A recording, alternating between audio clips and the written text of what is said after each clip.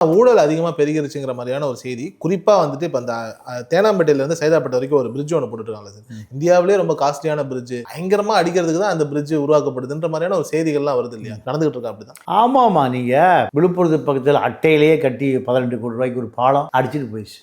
எந்த போராட்டம் இல்லை. கோடம்பாக்கம் பிரிட்ஜு எனக்கு தெரிய அதில் நான் ஒரு 45 வருஷமாக போகிறேன். அந்த கோடம்பாக்கம் பிரிட்ஜ் பழுது பார்க்குறேன்னு சொல்லி 200 டன் காங்கிரீட்டை மேலே ஏற்றிருக்கு. எவ்வளவு? 200 டன்னு.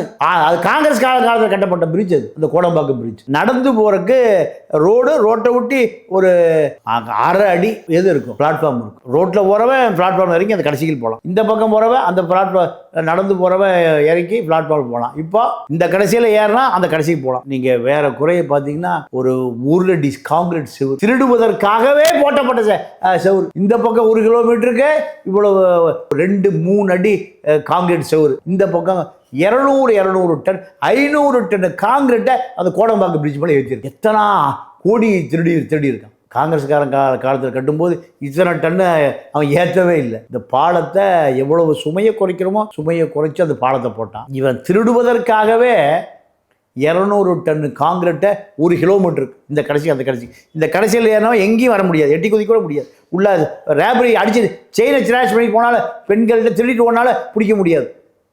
அந்த 1 கிலோமீட்டருக்கு போனால் இந்த 1 கிலோமீட்டருக்கு போகணும் அந்த கோடம்பாக்கம் பிரிட்ஜ். அப்போ இதெல்லாமே இந்த திராவிட ஆட்சியில் தான் நடக்குதுக்குள்ள.